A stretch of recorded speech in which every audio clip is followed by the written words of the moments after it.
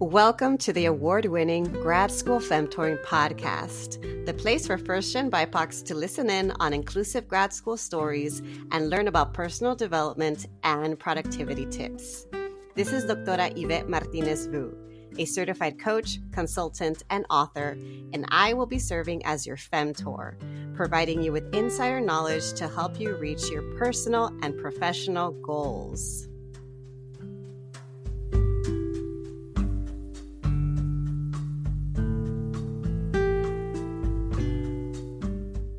Welcome back, everyone, to another episode of the Grad School Femtoring podcast. This is your host, Doctora Yvette. Today, we're covering the topic of talking about money with family and also talking about sustainability and talking about investing.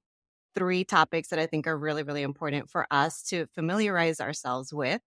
Our guest is Kara Perez, and she's the founder of Bravely Go, a sustainability-focused financial education company. Bravely focuses on bringing actionable, intersectional, and accessible financial education to people who never learn the language of money. She's the author of the book, Green Money. Kara has been featured in the New York Times, Good Morning America, Forbes, NPR, Glamour, ABC Nightline News, and U.S. News and World Report as a financial expert. Additionally, for 2 years, Kara co-hosted the award-winning podcast, The Fairer Sense, which has been named the top money podcast for women by Forbes and The Balance. Welcome to the podcast, Kara. Thank you so much for having me. I'm so happy to be here. Thank you. Thank you for agreeing to be here. I'm excited to dive in, to hear a little bit more about your story, to talk about, these topics related to money, finances, investing, and sustainability, how that ties in, why we should even care about bringing that up with family. And also, I want to hear about your book. So we'll get into all of that. But I would love for you to start us off by sharing a little bit more about you, about who you are, about how you got to be where you are today. Because I love sharing people's backstories so folks can get a sense of, if they see themselves in you, how they can potentially learn from your story. Yeah. So my quick kind of like TLDR background. So I am 36 now, and I grew up in Massachusetts. My father was born and raised in Dominican Republic. My mom is a white lady who, as I just told you, like I grew up in the house my mom grew up in. So hashtag townies for life. And my parents got divorced when I was young, and that had very severe financial implications for my mom and my life, because my mom raised my siblings and I by herself largely. And money became a really dominating factor in my life early on because we didn't have any money and we were on food stamps, which is now the SNAP program. For about 6 years in my childhood, my mom put herself back in school to get her master's degree and paid for it while working and raising 3 rambunctious kids, and it was just very much so, we don't have any money. Money's hard. Put that back. Don't get that name brand thing. And so I feel like I kind of became obsessed with money early in life. And then I went to college and I had to take out student loans, and I graduated in 2011 into a job market that had been, I like to say, devastated by the Great Recession. And even though technically the Great Recession ended in 2009, that's when the stock market recovered. I mean, anyone who lived through that time knows that jobs just weren't the same. A lot of jobs cut benefits during the recession and then never brought them back. A lot of companies went to gig work and did not hire full-time employees. So I really struggled to earn money in my early 20s. And I was making like $15,000 a year, $16,000 a year working as a waitress. And I had my student loans. I had to pay rent. I had to pay car insurance. Like I didn't get any family help. And so my obsession with money kind of really grew into this frantic energy. It was like very unhealthy mentally. And I just decided, you know what, I'm going to start writing about trying to pay off my student loans on a low income. I started blogging. This is like 2014. So, social media is around, but not in the way it is now. And I'm just like, I'm going to start blogging about all my different side hustles, and I'm going to try and increase my income and do all these things. And so writing about money got me really interested in it, not from a panicky perspective, but from a how do I learn the language of money? How do I understand the tools that are available to me? How can I take advantage of things? So, opening my first high yield savings account, I had been at Bank of America for years and years and years, and they paid 0.01%. They're still paying 0.01% on their Yeah. interest on their savings account. And I switched to a high yield savings account that paid like 3%. And I was like, I'm hacking the code. So, from that kind of interest point from that blog, I paid off my remaining $18,000 in student loan debt in 10 months, working 5 different part-time jobs.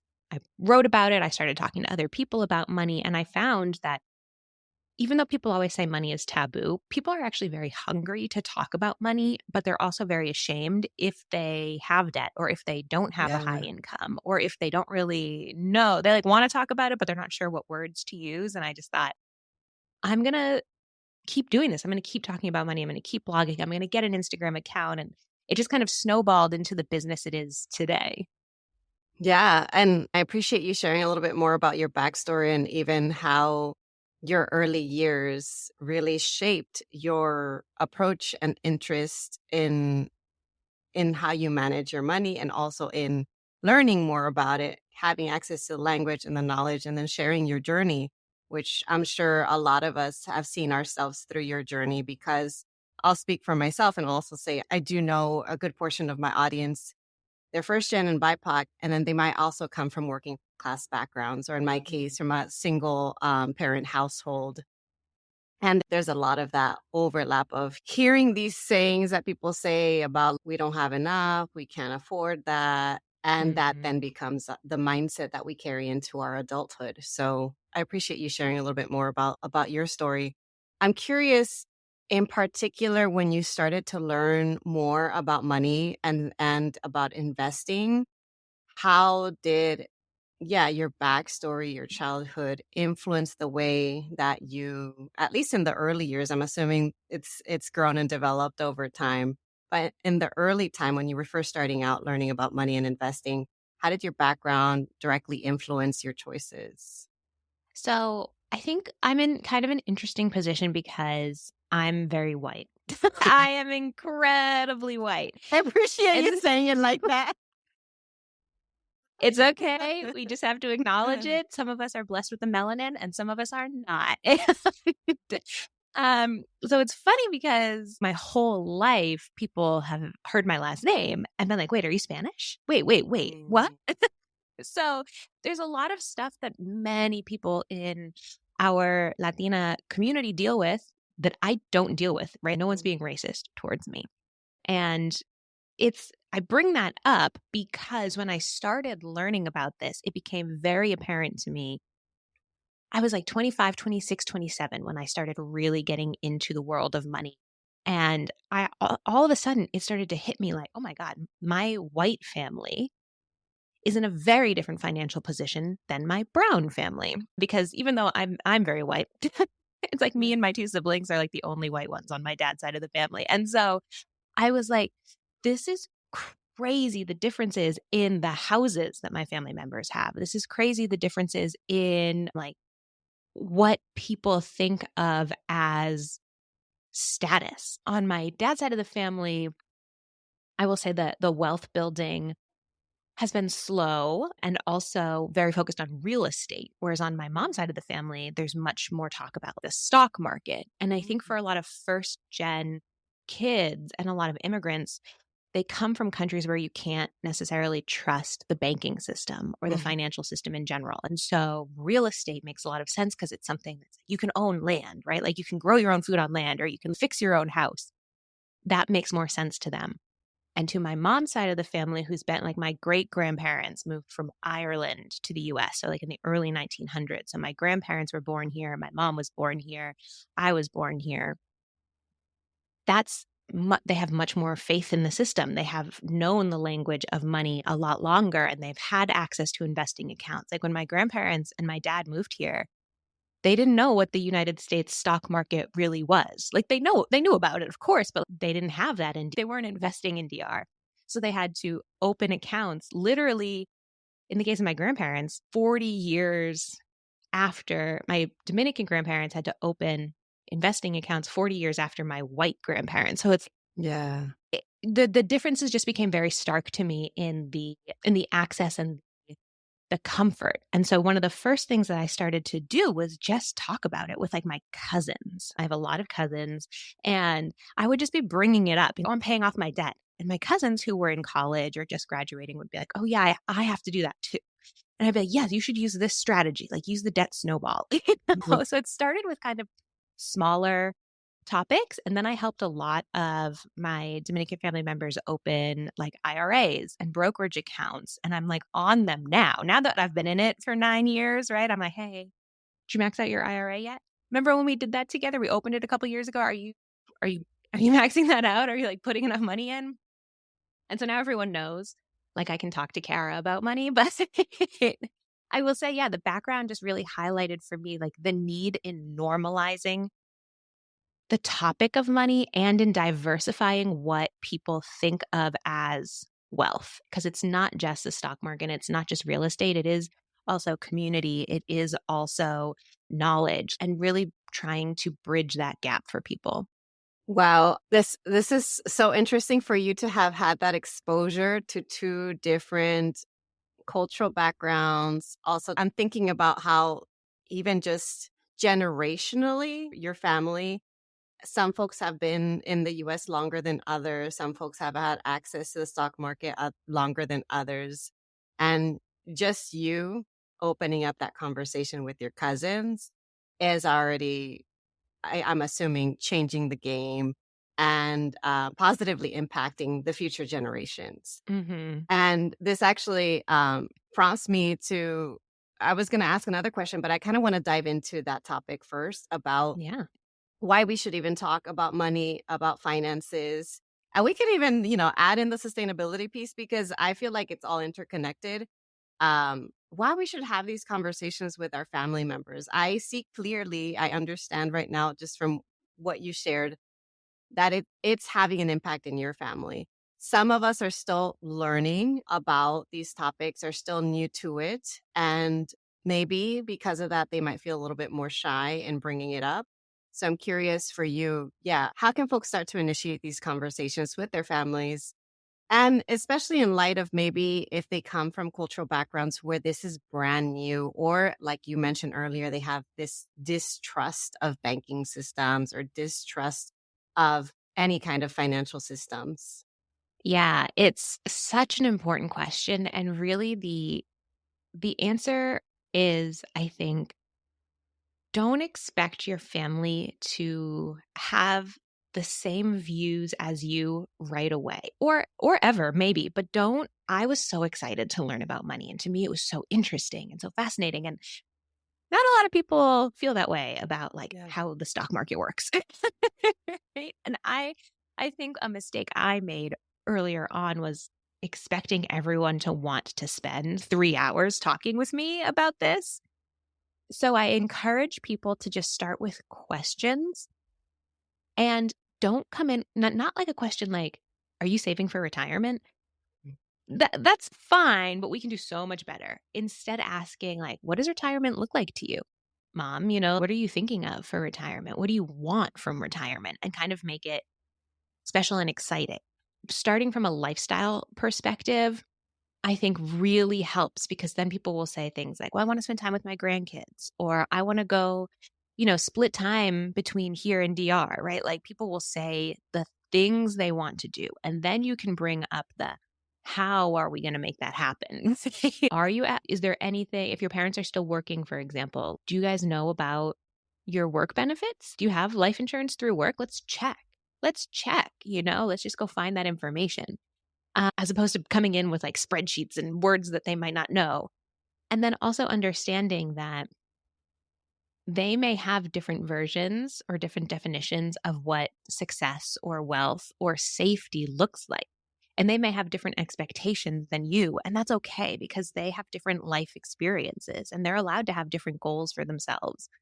But I think it is also really important for especially kids that think or know that they are part of their parents' retirement plan, right? Yeah. If you're going to be, or you already are supporting your parents financially in some way, I do think these conversations become more important, and you should have them more frequently. Like money should be something that ideally you talk about pretty regularly, because if they are still working, can we get them to invest a little bit while they're working so that they have some money in their own name, that they can pull Mhm. on 10 years from now, 5 years from now? Is there a workplace benefit they can take care of or they can take advantage of? Do they know, are they eligible for Social Security? Have they ever checked that out? So getting them involved, I think, is really important. And starting with those lifestyle questions and things that they can get excited about in their future, and then pulling back a little bit and saying, okay, cool. How do we take steps towards that together? Like, I'm here with you. I'm a part of this, whether it is actual financial support or just here to help kind of guide the knowledge. But I need you to be involved too. So, what are we doing together? I just want to add or ask another follow-up question tied to this, especially to the topic of, what happens if you are your parents' retirement plan. And one of the things that when I have conversations with my peers, I am also 36, and my peers are between the ages of 36 and, well, my friends, 36 and maybe 50-ish. That's the range. Is that same? We all are expected to be our parents' retirement plan, or we already are financially providing for them. And there's some pushback in terms of, what are you going to do, or starting an investing account, or even talking about it. Like they just want to brush it off.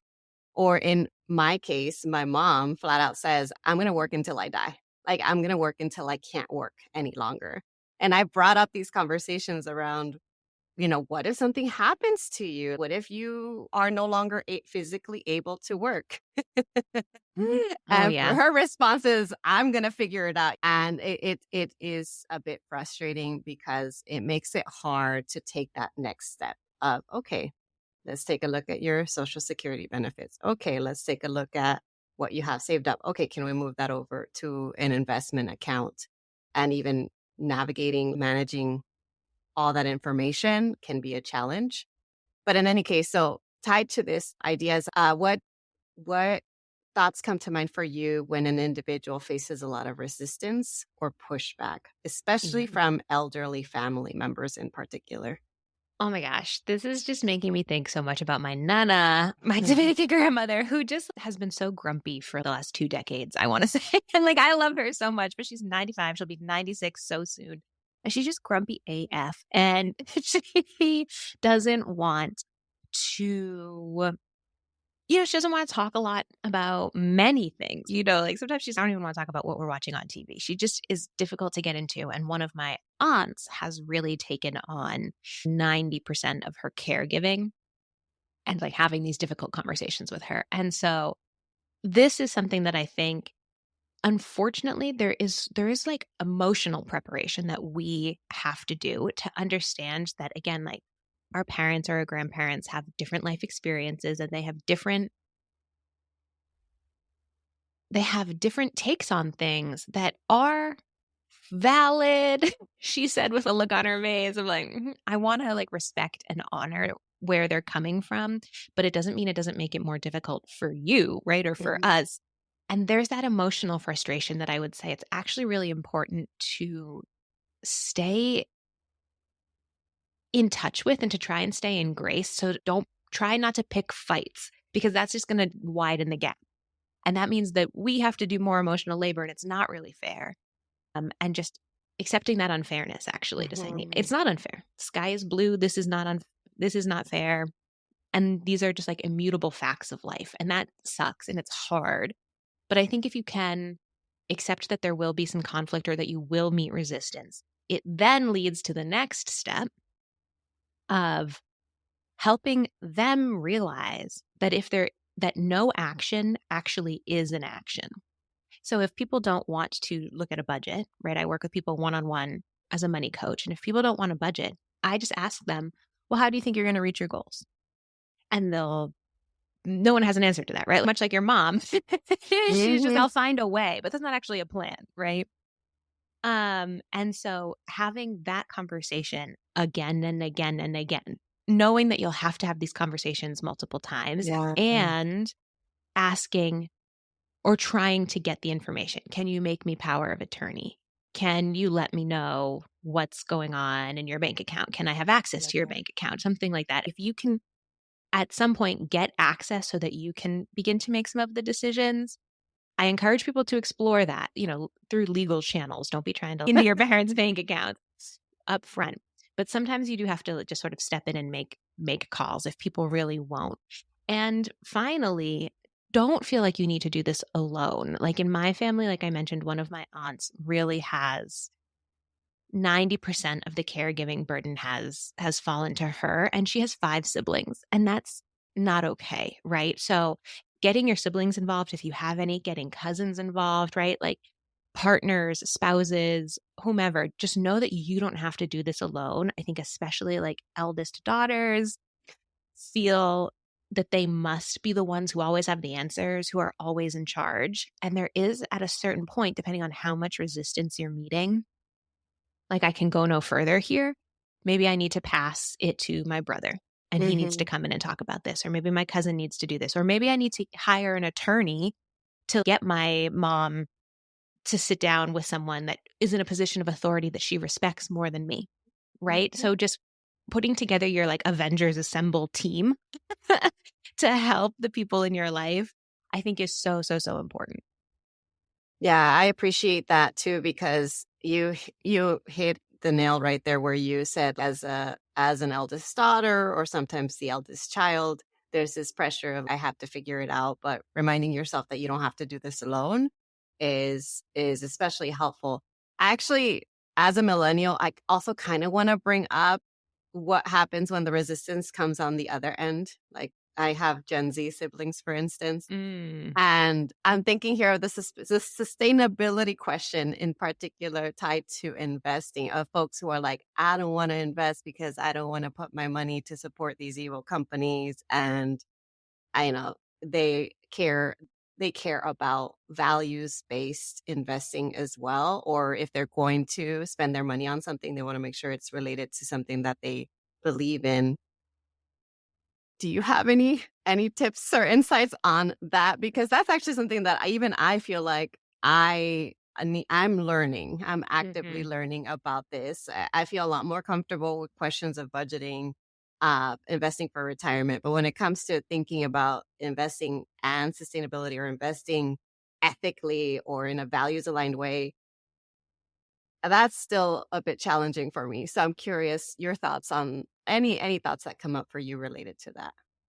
Yes. Well, so this is a huge part of my book, Green Money. So, chapter 6 is all about this. And I call it values based investing because there really is no one perfect, ethical, sustainable company that like pays its workers perfectly and has the perfect environmental record and has a perfect like supply chain. That doesn't exist because we live in a very complicated world that is very profit driven.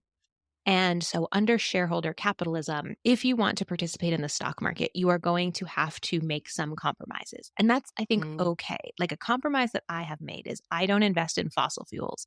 I'm an environmentalist. I care a lot about the environment. Fossil fuels like oil, coal, and gas are destroying the planet. And we're recording this right as Hurricane Milton is about to hammer Florida and Mexico. And that those Hurricane Milton is, I believe, the strongest storm that will ever make landfall. And unfortunately, if we don't get our butts in gear about climate mhm, change as a nation, we're going to see stronger storms than Hurricane Milton, right? Like mhm, it's going to get worse. And so I don't invest in fossil fuels. Guess what? I definitely own Google. Like mhm, I own companies that use fossil fuels. I use fossil fuels. I drive a car. So there is this level of it's not about being perfect, it's mhm, about doing better. Because if there's 330 million Americans, right? About 55% of Americans invest in the stock market. So let's just say for easy math, like 160 million Americans invest in the stock market. So let's say 100 million Americans out of that stop investing in fossil fuels. That is going to decimate the fossil fuel industry. Right? It's going to force Exxon and Shell and Chevron into solar energy, into wind energy, and that will lower emissions. And so I like to think of it as collective action that if I do this and you do this and we all do this, we can create that social change from our individual stances. I also encourage people like do and chapter 7 in my book is all about eco anxiety and climate doomerism Mm, because it's so easy to see the problems. It's so yeah. easy to just look at this hurricane or that hurricane or you know, in my book I write about flooding in Pakistan and mudslides, like climate crisis around the world, and it's easy to just see the problems. It's a little bit harder to see all of the people that are working on this. They are out there and I include myself in that. So I volunteer. I used to live in North Carolina and I volunteered with a tree planting group because trees make cities literally cooler. So it helps combat climate change, and trees store carbon. So it also helps combat climate change in that way. So the more trees you plant, the better off the entire planet is. So I would plant trees. And I love planting trees because you plant a tree, you're not gonna sit in the shade of that tree tomorrow. It's a tiny little tree. Mhm. It's for the next generation, right? I'm Yeah. thinking not about myself benefiting from this tree, but I'm thinking about my kids and their kids benefiting from this tree. And so remembering we're all in it together and there are people already doing stuff today, and you can be a part of that, whether financially via your investments or via your time and your energy and your advocacy. And that's so, so, so important. And I honestly, I'm very, very climate aware and I'm not really depressed about it anymore because I have, excuse me, my voice started to give out. I'm getting so emotional here. Sure. I'm really not that depressed about it anymore because I've surrounded myself with people who are taking action and I'm a person who takes action. Yeah. And I know that I'm doing the best that I can. I'm withholding my money from crappy companies. I'm giving my money to good companies and I'm devoting my energy and my platform because I am lucky enough to have some online following to helping other people do the same. And I think if you can find that sweet spot in your own life, you will feel energized. Yeah. One of the things I'm hearing you say is that you don't have to sacrifice your future. You don't have to sacrifice your retirement or your ability to build wealth or whatever goals you have for yourself, for the sake of caring about the planet and caring about climate change. That there are things that you can do to still take action. There are compromises that you can make, and that it's that cumulative action that we take that can make a big difference. So I'm so glad I asked. Now, we're all going to have to pick up a copy of your book, Green Money. And actually, I want to get back to this topic of balancing cultural expectations around money and even sustainability with our own personal goals. So I know you already gave some really great insights on figuring out a way to balance your values and care for the planet and still invest. And you also gave some insights on like how do we manage resistant elderly family members. But for folks who maybe feel like there's still tension between cultural expectations and what they want to do, what do you have to say to them? Yeah. Oh my gosh. And it's such a big thing in so many first and second gen communities, right? And I have a lot of friends who are Southeast Asian and their parents have had very specific career directions that they wanted their kids to go in and the kids didn't. And that creates a lot of tension or like I'm child free by choice and that creates a lot of tension, right? So there's so many ways that you can kind of culturally disappoint your family. Yeah. What I have found to be helpful, and this is just my personal experience, I haven't studied this or anything. I don't have data to back this up. But what I have found to be really, really helpful is to celebrate other people's choices that are different from yours. So Yeah. instead of like with the child free thing, instead of blaming or judging one of my aunts who was a stay at home mom for her whole life, being like, God, you were such a good mom. It's so cool that look at what your kids have done and celebrating her choices and what she did with her life. Because that kind of opens the path for her to celebrate mine, right? Because now she's Mhm. not resentful or mean or feels like she has to get even with me, right? And that sometimes that works, sometimes it doesn't. Also, just putting up, I don't really take people's shit. If you're going to talk shit to me, I'm going to talk shit back to you. Right. And so I've definitely come into conflict with people. And I know that's challenging there are some people who are like, I will never talk back to my parents or I will never talk back to my elders. And that's okay. I have found that pushing back helps. It Yeah. helps because they need to see you as an adult. I have an uncle and I'm like, I'm grown. I'm 36. And I have this uncle who treats me like I am 12. And I just finally had to say to him one time, I was like, I'm a grown ass woman. Like I said that to his face and he clearly was like, what? But I was like, I'm a grown ass woman. And I really don't want you to say that kind of thing to me anymore. And this was at Christmas and we just had we had kind of a showdown. And guess what? We're fine now. I just took his daughter out to dinner. Like, we're fine. It was uncomfortable for a while. I think being okay with some discomfort and knowing that discomfort doesn't have to live forever, but pick your battles. Like this uncle and I were very different people. We could argue about everything all day, every day, but I don't do that. And to his credit, he doesn't do that with me either, right? Like he's not like, why are you wearing that or blah, blah, blah. Like, he doesn't nitpick at me and I don't Mm. nitpick at him. I picked one big battle in my 36 years. We had it out and now we're fine. And we don't talk about that thing anymore. We just don't talk about it. So I think, celebrating other people's choices to let them know that you're not judging them. And then also understanding which personal choices you want to make that you want to stand your ground on and being firm with that. I think Yay. that helps. That has helped in my own experience. Yeah, I have a similar experience too of celebrating folks and their choices, even though they might be very different from mine. And then having that mutual kind of support and respect. And also knowing that sometimes you might disappoint others. There might be discomfort. You have to figure out where the line is.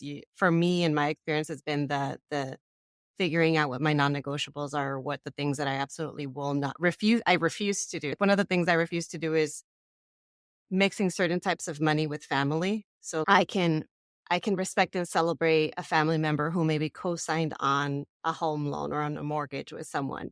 And I'm like, that's great. I'm glad that it's working out for you. It's just not something I'm willing to do. Mhm. Because I know that it's something that I'm unwilling to do, I have to face whatever pushback I get. There might be disappointed on some end, and other people might respect or celebrate my choices. But yeah, I think that either or, it's like you can celebrate folks, they might celebrate you back, they might not, and then also accept and understand people when they might be disappointed by your choices, because in setting those boundaries and knowing what you will and won't do, that means not everybody's going to get what they want. And Mhm. it is what it is. Yeah. And that's life, right? Like to an Hmm. extent, professionally, personally, like when have you ever gotten 100% exactly what you wanted? Yeah. Rarely. I'm going to say. As we get close to wrapping up, I'm curious if there's anything else that you wanted to mention about your book, Green Money, and how it addresses the intersections of the sustainability and finance. I know you already mentioned some of the chapters that you highlighted earlier, but I would love for you to say more about the book and about where folks can get it. And then from there, yeah, we can get close to wrapping up and seeing if there's anything else you wanted to touch on. Yeah, I want to say I know the topic of money can be very big for a lot of people and kind of overwhelming. And it's the same with sustainability. And those are the two topics my book is about. And so if you're thinking, oh my gosh, this book is too much for me and it's just, I'm not ready for it, or I don't know what I would do if I read that book. I wrote the book, it's filled with stories of people who are already doing the things that I talk about. So I interview people who are already sustainably investing. I interviewed people who are already building community. I interviewed people who are already advocating for systemic change. So it's very much so it's not like someday in the future, after some like mysterious thing happens, we'll all be happier and better. Here's Yeah. how we get richer and happier and better and more environmentally friendly. And here are the people already doing it. So I really want to encourage people to get it. And I would love it if you bought it, but you can also get it from the library because I think of it as so inspirational and very much so a presentation of, hey, we're in this together. Come help. Come join us. We're already doing it. Yeah, I love to hear that. Is there any other question you were hoping that I asked you today? No, I have loved this conversation. You've had great questions. Well, in that case, I would love for you to just share a little bit more about how folks can support you, follow you, connect with you. And also, yeah, specifically any particular place that you want them to get more details on the book or to order the book. Yes. So the book is available at all major retailers. So it's on Amazon, it's on Target, Barnes and Noble, Bookshop, all those places. It's called Green Money: How to Build Wealth, How to Reduce Waste, Build Wealth, and Create a Better Future for All. And then I'm on the internet way too much. So but you can come find me on Instagram or TikTok at We Bravely Go. And then I'm also on Threads, I'm on Twitter, I'm on YouTube, Bravely Go. So come find me. I'm very Googleable. Yes, love that. Well, I want to thank you so much for coming on the show today. And so I'm really excited about your book. I am going to get myself a copy because it really is in alignment with what I believe in. And I think that a lot of my listeners will also get a lot from it too. So please, everybody, get yourself a copy or get your local library to order it because the more people get their hands on it, the better off we'll all be. So thank you so much again for joining us. Thank you.